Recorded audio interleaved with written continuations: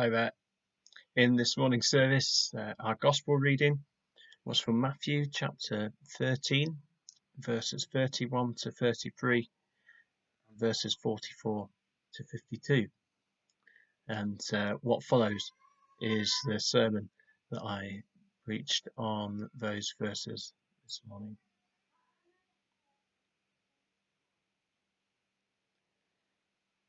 So we've heard a series of parables that Jesus tells to help us understand the kingdom of God.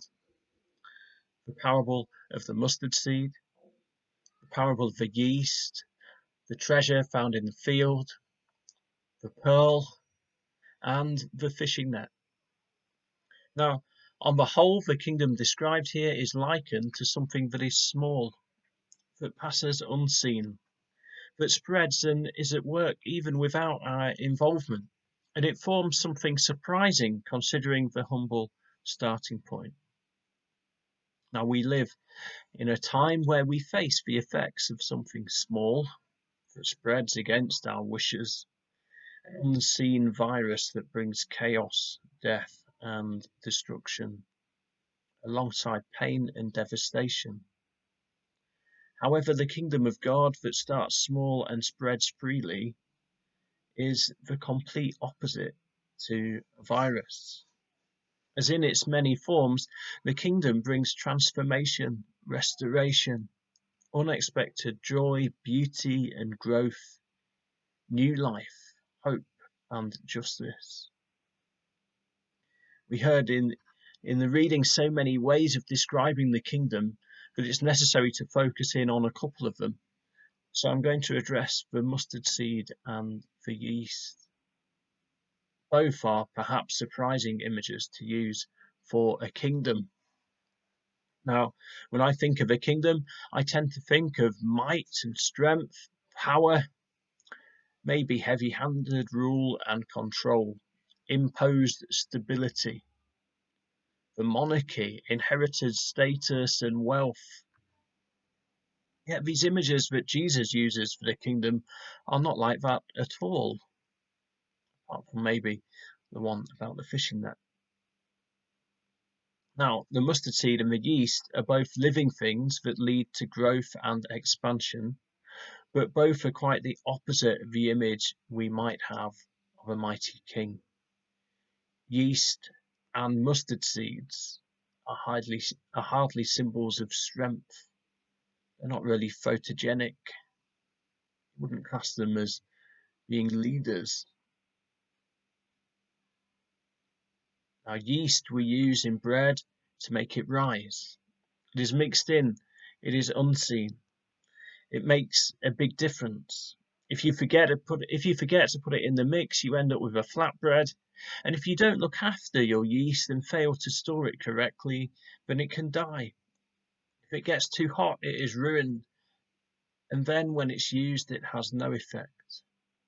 So again, the hoped for loaf becomes a flatbread. You can't really see the yeast at work. It goes unnoticed. It is hidden. It's mixed in.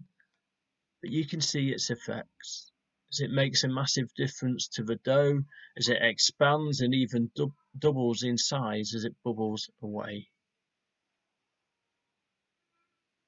Now this should give us heart, for I think at times we struggle and even get despondent because we cannot physically see the kingdom of God. We want to see something dramatic at work, obvious and flashy, something to shout about, even to advertise. But the reality is that God's kingdom is at work, often unseen, and so intrinsically mixed into our community that it cannot be pinned down. But we know the effects of it. Where we see justice done, God's kingdom is at work. Where there is peace, God's kingdom reigns. Where love is shown, where people help others sacrificially, God's kingdom is alive and well. We could even say the same for the life of our church. At times we struggle to see the kingdom of God, to recognize its presence. We want to be able to point to something obvious, mighty, and glorious, but God's work continues regardless, bubbling away under the surface, lifting us up as people come to know more of God through small acts of encouragement, transformation, love, and kindness. Now, in people's lives, there's often unseen work going on, where God's Spirit brings gradual change, challenge, and transformation, where people come to commitment in faith and step out to be baptized, or step out to take on other roles of service within the church or community, or are even called into Christian ministry. In all of this, the kingdom of God is at work. Now, if we think of the history of New Road Baptist Church, the Baptists have gathered in Oxford way back since the 1650s. And small seeds in this sense were planted in homes, and people were baptized in the river. We fast forward, the church covenant was written in 1780, where the signatories are named women and men through whom the kingdom was working. In 1798, the building was built on what is currently Bond Square. And from these small seeds, big things have happened. If nothing else, the building has grown. But over the course of the centuries, many lives have been changed. The church has served the members of the church, but also the community. It's contributed to the lives of countless people who have influenced others and brought change in the form of God's kingdom in large and small ways, in Oxford, but also internationally. Practically all the other Baptist churches in and around Oxford were planted from New Road. There have been good times and tough times, challenges and celebrations, and through it all the kingdom has been at work, bubbling away, at times unseen, but mixed in, impossible to be removed and separated from everything that is going on, bringing growth, transformation, and change in the city, often without great prominence, in non-spectacular but still life-giving ways. In the life of a church, a lot of work has to be done to sustain a community of people who commit to work and walk together as a covenant community. And the bulk of the service, the hard and sometimes boring work, has been done by people unseen, doing the little but oh so important things that help a church to survive and even flourish. Normal people doing normal things in the service of God's kingdom, and faithfully sharing God's love with others in the process. It often is not spectacular or pretty, but this is how God works. It's not about outward appearance, but what is going on within.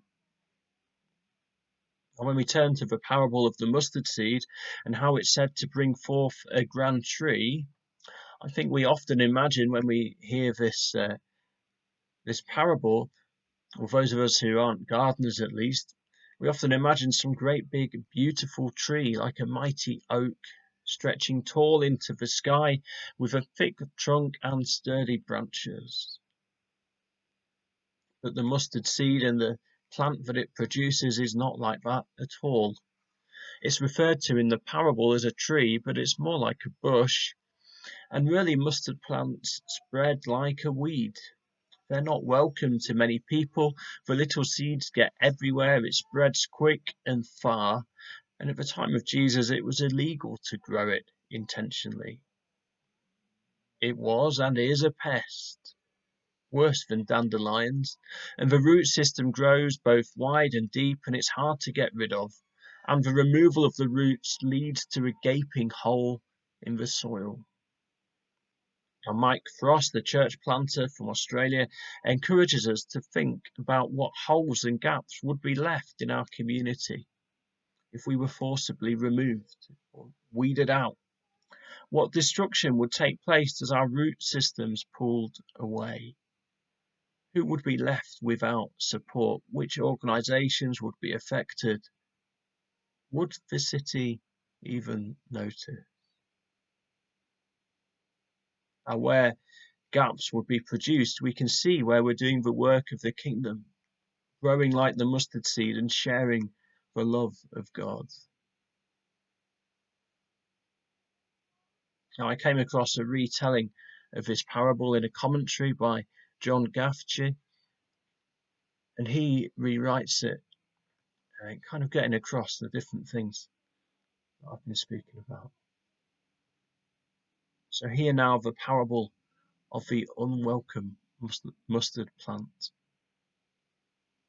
The kingdom of heaven is like this mustard plant.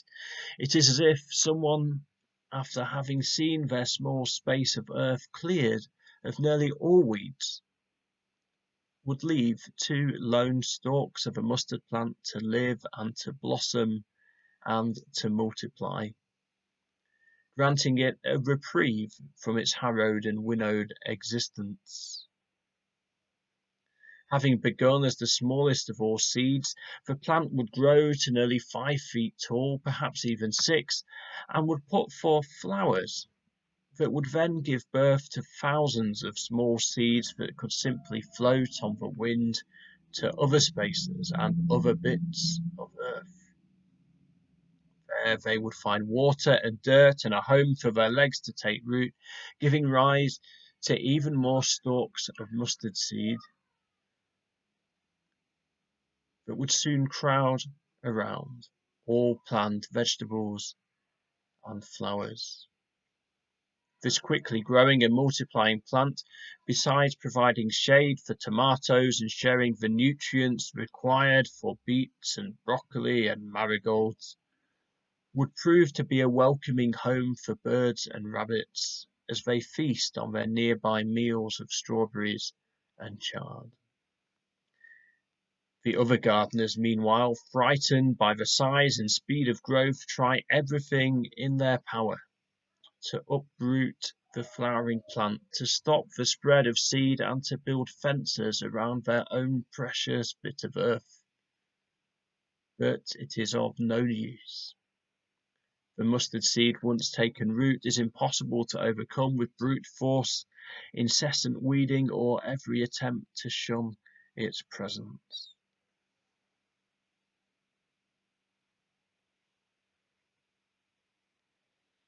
See, for many, the kingdom of God is an inconvenient weed, but it spreads. Its seeds get everywhere.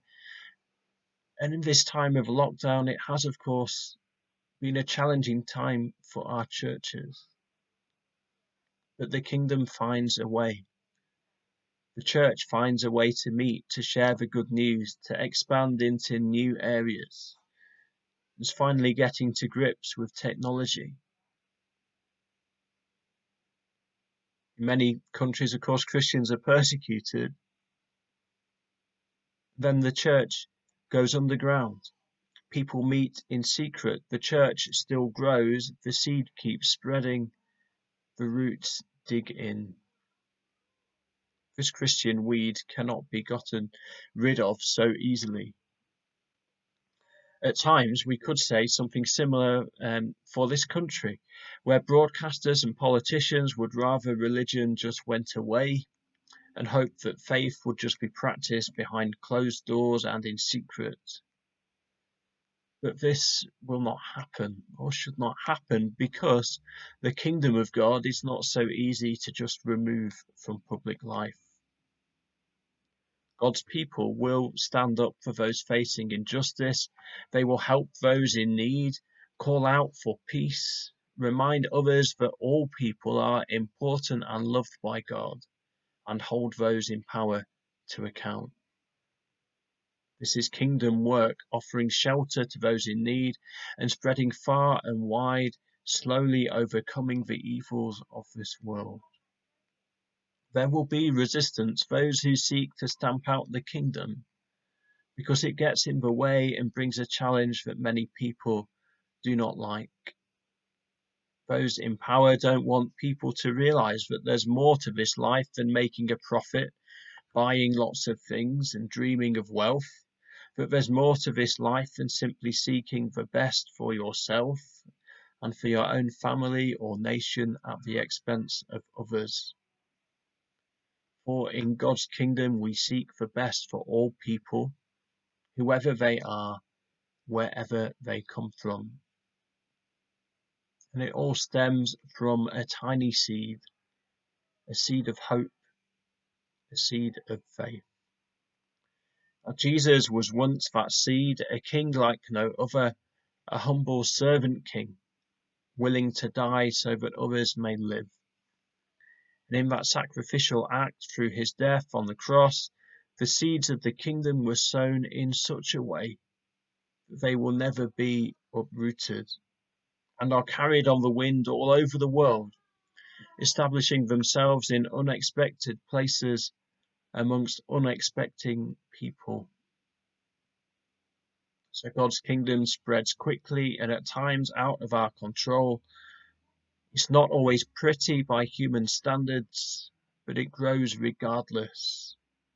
And it brings shelter, justice, peace, and hope to all those who respond to the good news of Jesus Christ and to those in deepest need.